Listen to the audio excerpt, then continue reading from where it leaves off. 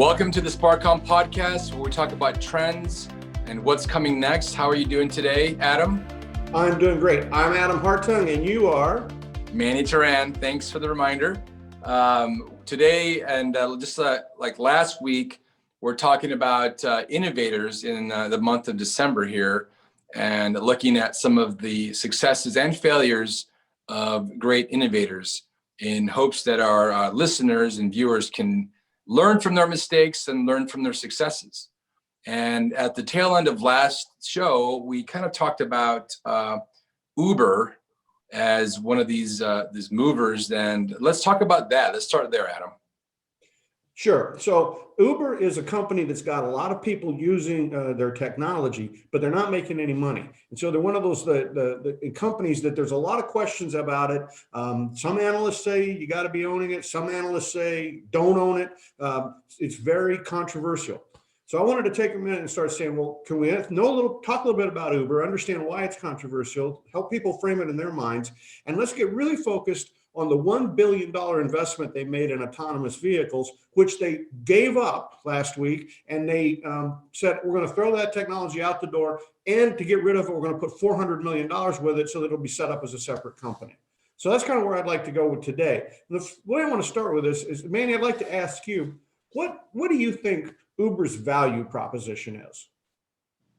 Well, as I mentioned last time, for me, it's a convenient and quick way to get from point A to point B, especially if don't want to deal with parking, or I don't want to, if I'm in a new town. I would pull up an Uber app before I would call a taxi cab. And see, that's exactly why you shouldn't own Uber stock, okay? Because we need to take a minute here and step back. Why did Uber get started? What was the genesis of the company? Do you remember kind of at the very beginning when Uber became a company, what it was they said they would do? I think it was just a transportation company, wasn't it? No, see, that's why this is such a great example to talk about. The actual idea of moving people around and all this they're doing with the cars is really one value delivery system of their value proposition. Their value proposition was we match up unused resources with people that could take advantage of those unused resources. So, right. And that's why you'll often hear people talk about Uber and Airbnb at the same time, because both of them really have the same value proposition. What they said was, we're going to build software that would allow you to have some resource that you use some of the time, but when you're not using that resource, you could let somebody else use the resource. And then we're going to have on the other side a great app that lets people go in and say, I need a resource, and they could reach out and get it. So that was the genesis of it. And you can imagine now how that would work for Airbnb. And you can imagine how it would work for Uber. By the way, they built some really fancy pricing mechanisms so that if you're on the buy and seller side, it could allow you to set price, negotiate price, and do things like surge pricing when demand's really high. So that was all part of the technology that they were building for this value proposition of matching up underused resources. The first big application they hit on was cars. Somebody said, listen, every day in New York City at 4 o'clock, you can't get a cab. There's a shift change and the cabs are all going away. The new ones haven't come out yet. Every time, and so I can't get a cab. Every time that I get done going to the Broadway play, I can't get a cab because everybody wants a cab at the same time. So people always complained about cabs. New York City was where they started this idea. And they said, why don't we just let people who have a car fill in that surge, right? Let's let people say, I've got a car, I'm not using a car. Maybe I could just be like a part-time driver. And that would fill a big gap because your options were either, stand in line for a cab or you hired a limo service, and limo service was very, very expensive. What's the price? Anything like a cab. So actually transporting people this way was just the first value delivery system of their value proposition. But you see where you are, Manny. When I ask you what Uber is, the first thing you think about, well, they're an alternative to a taxi service. They're in transportation. That's the thinking that you have. And that's where what I want our innovators to understand. When you confuse your value delivery system with your value proposition, you're very likely to start making really bad investments. And in the case of Uber, sit down and say, if they really wanted to be long-term successful, what they had to do is figure out what some unused resources were and figure out how to do this matching, right? And how to have great technology so it's easy to put your resource up and it's easy for people to find it. And, eventually they might be your house, but, they could, you could say, I could use Uber technology as a gig worker. I could say, hey, I got some time. That's kind of where 5RR is right now, is they're kind of trying to do the same thing with gig workers. But this is the place where they could start to go. Instead, they got down this road with the taxis. And what they did was they completely forgot their value proposition. And they said, you know what, we need the most expensive thing that we have are our drivers. They're expensive, they're a pain in the butt. And by the way, in some states like California, they're trying to really make it difficult for us to utilize this surge kind of way of doing things. They'd like us to call employees, right? And so now they're all into this idea of being a taxi company. Now, here's the problem. They didn't ever sit down and figure out how to be a great taxi company. They don't have a value proposition as a great taxi company. They never said, well, this is how we would be the most superior taxi company out there and go after the taxi companies to try to beat them out of business, or the limo services to beat them out of business. They just went at this like, oh, that's our first application. Then they started investing in that delivery system. And when they said drivers were too expensive, they started pouring millions of dollars into driverless cars. Now think about how bad that is. If your goal is to help people match up their resources, what you're now saying is the person that has the resource, the automobile, you're saying, I don't want you. I want you to take and eliminate yourself from this equation. How am I going to do that? Am I going to go take my car and I'm going to suddenly put thousands of dollars of autonomous technology into it? That doesn't fit the model at all. Yeah, it doesn't make sense. No. And then what's the other option? That Uber's suddenly going to go out and take this autonomous technology and go to Ford or GM or somebody and say, we want you to make us 10,000 autonomous cars, and they're going to have a fleet of autonomous cars. See how now what's happening is all these investments in the value delivery system are just escalating and they're getting out of control, and Uber's spending all this money on it. And it was just a bad place for them to put their money. And I'm not saying autonomous cars are bad. And I'm not saying somebody couldn't make money with autonomous cars, but I'm saying Uber completely blew it. Right. Let me interject something here, Adam. Let me get your thoughts on something. So as innovators, as entrepreneurs, as pioneers in innovations, in the innovation space, how do you decide, or how do you look at value delivery on one hand, and being able to pivot and chasing a trend on the other hand? Is there a counterbalance? Are they mutually exclusive, or are they sort of parallel? How does that work? The first thing you have to know is your customer. And I'm amazed at how many innovators start off without knowing their customer, but instead they start off with a technology. And then what happens is they have a solution looking for a problem. So we always have to start as innovators with the customer. What are the unmet needs of a customer? So if you were in the taxi business, but any business you want to look at, say, there's a hole in this business. There's people have needs and they need those needs filled. Then what you do is you start looking around at trends and you say, how will those needs change because of trends, or how will they grow because of trends? So a really good example of this, it's a company we use too often, but it's Apple. Apple was bankrupt in the year 2000. They were going to die. And what happened? Well, the leadership sat down and said, there's unmet needs in terms of looking at mobile phones, right? They sat there and they looked and they said, here's RIM, it dominates the industry. And this big thing was it had a keyboard, right? And they said, but people aren't getting everything they want from that mobile phone. Instead, they're using a computer and a mobile phone. And they said, what if we could take and meet the unmet needs that people have when they're mobile? And so the leadership spent a year and they wrote a business plan, called the Future 2010. And they said, it's all going to be about mobile. And then they extended out these trends. And that's what got them into thinking about apps and how to develop apps and how to get the developer network together and how to build out that mobile world. They didn't base it on technology. They based it on understanding the needs that we would have as business people, as commercial enterprises, and then eventually just as ordinary citizens, all the needs that we would have around mobile technology. So you always have to start with that. You have to have a customer. So if I'm the CEO of Uber right now, and I'm looking at like what we're discussing today, them going off on a potential wild goose chase with this whole Aurora business that they've spun out, all that, or saying, we're going to retool, relook at our value and double down on the driving people around platform. Well, yes. I think so. What we have to do is say, how good is our approach to this matching up of resources? And I think you can say that that's a pretty good value proposition. Airbnb has gotten a lot of people to put their spare bedrooms up or their second house up.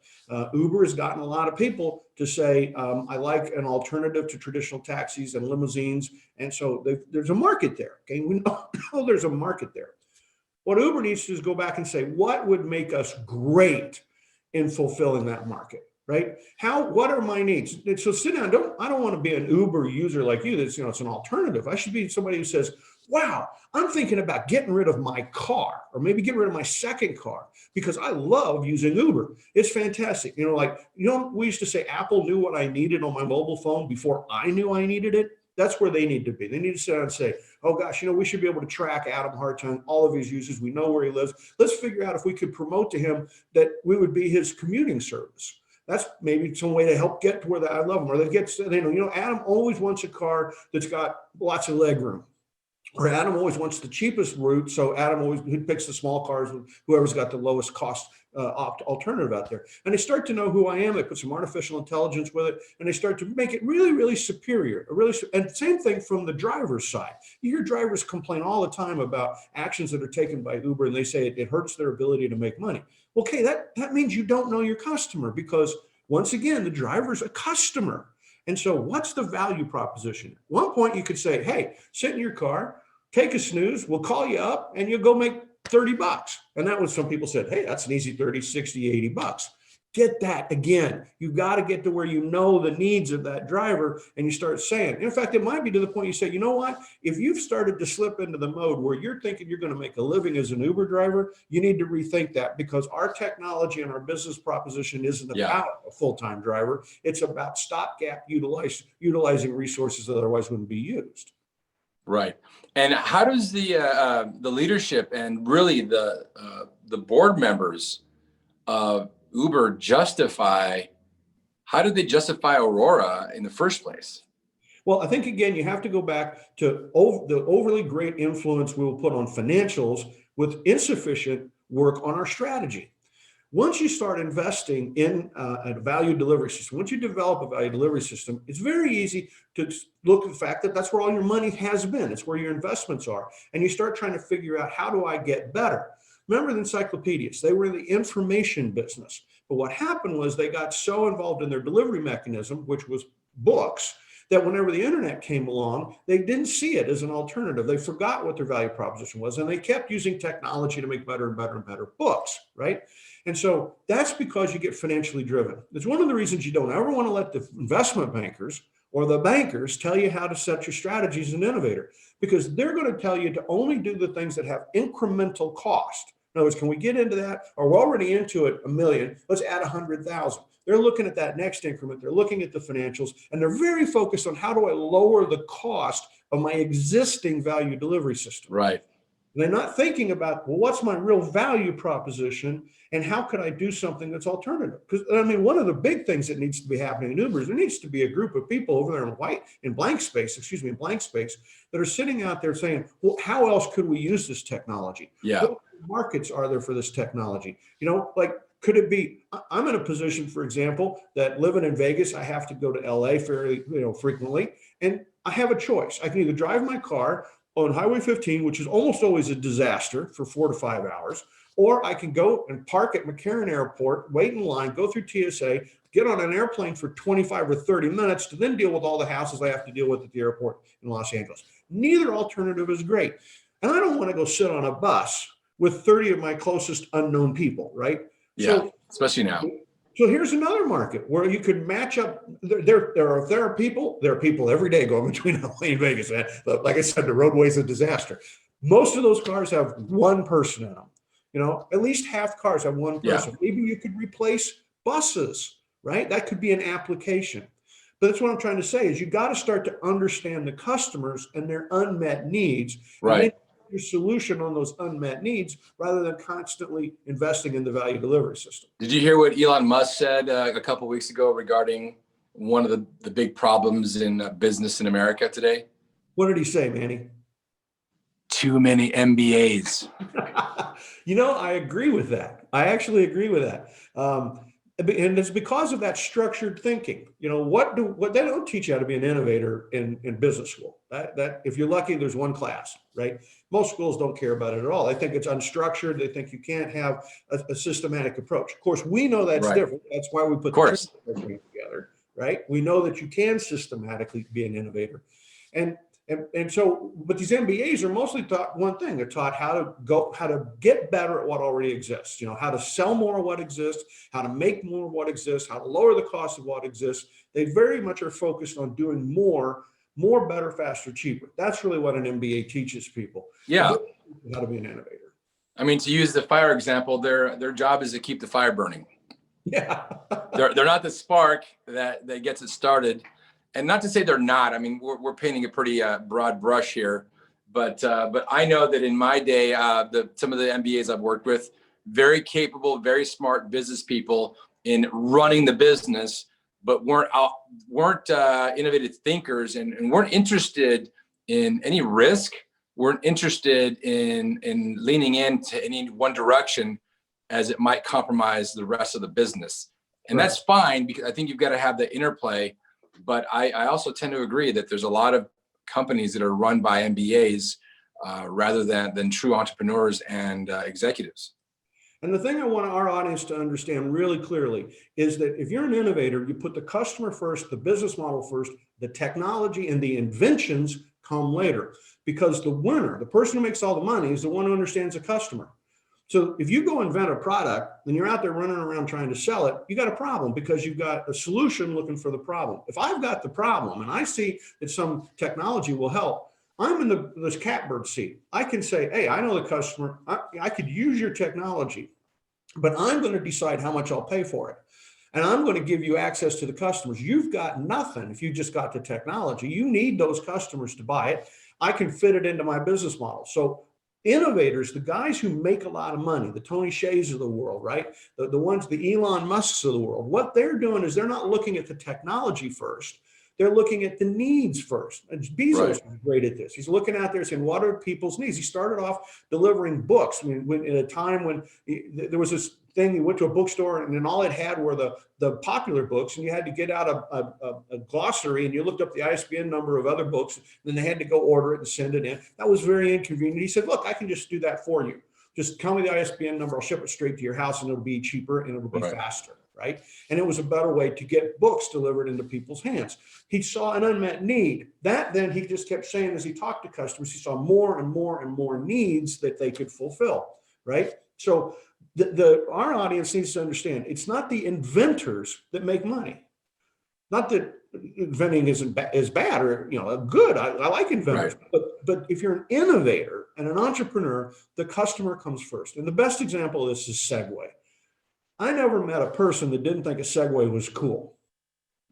Segway never had a market. It failed. Right. And the reason was nobody really had a use for it. I was at a corporate golf event about a decade ago, I think it was, might have been a little longer. And there was this hole and it said, everybody gets a hole in one on this, we're going to give you the Segway. And then they modified it and they said, we're going to give the Segway to whoever gets the closest to the pin. It was a corporate event. Everybody gets to play, it's a par 3 hole. And it was really a fun thing. And this was just a gift. So somebody obviously wins it. The person who wins it gets called up. He walks up, he's standing next to the Segway, and he turns around to the audience and he said, for sale, anybody want to buy it? He had no use for it. Here he just won a Segway and he was ready to sell it on the spot. And it started a whole joke around, well, who in the audience wants to buy the Segway? And all these people were having cocktails and dinner, and they kept saying, did you ever get a buyer? Did you ever get a buyer? Did you ever get a buyer? Like I said, everybody thought Segway was cool. But do you remember what the founder said about you said that cities would be redesigned to accommodate this disruptive innovation that would be the Segway. And of course, they never even got close to that. Right. So we keep thinking on all of these markets about what it is that the customer needs, right? And don't get bamboozled by bankers. Do you remember Solyndra? I know you were in the solar business. Absolutely. Yeah. So Solyndra, remember, they had the president of the United States endorse Solyndra. And that was Obama, because he wanted solar power to grow and have renewables grow. And so with that endorsement, they raised millions and millions of dollars, and they failed. The reason they failed was they didn't understand how users would need solar power, right? They didn't understand how to build it out in such a way that businesses would want to put it on top of their buildings, or that homeowners would want to put on top of their buildings. And so what they did was they kept focusing on making panels, but they never developed the marketplace. They died. Now look at all the solar power we have, because other innovators came in, not with better solar panels. They came in with better business models to be able to convince Walgreens, here's a methodology to put in a solar panel. You don't need enough to power your whole building. You just want it during the 1 to 5 when you use the most power, the hottest part of the day. They came up with whole new models. And by the way, we can put it on your roof in such a way that whenever 7 years your lease comes up, if you want to leave, you can take it down and you can move that that small solar farm somewhere else.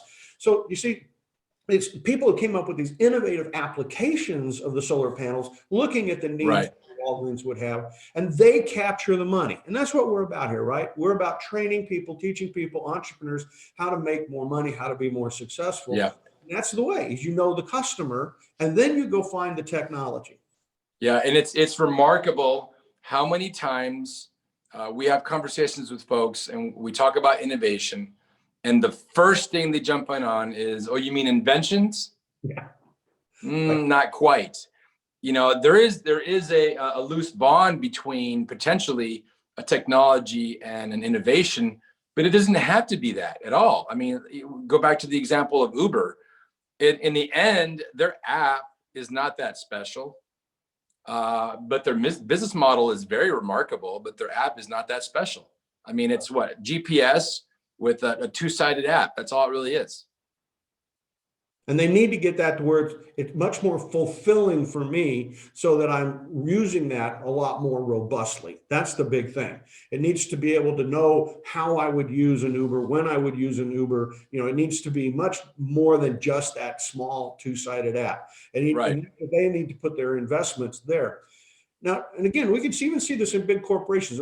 Some of our people out there work in a big corporation and trying to understand how to be an innovator. And if you take a look at big mistakes that are made in corporations, it's the same thing. Google came out with Google Plus, right? And Google Hangouts.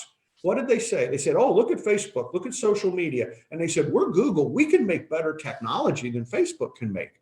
So they come up with Google Plus, Google Hangouts, but it never goes anywhere. Why? Because over at Facebook, Zuckerberg built that company around people communicating, and he understood the needs of students first, and then he kept expanding more and more needs, understanding the needs of more and more customers. He knew those needs, and he's always brought the technology to the need. At Google, what they did was they said, well, if we have the technology, the customers will come to us.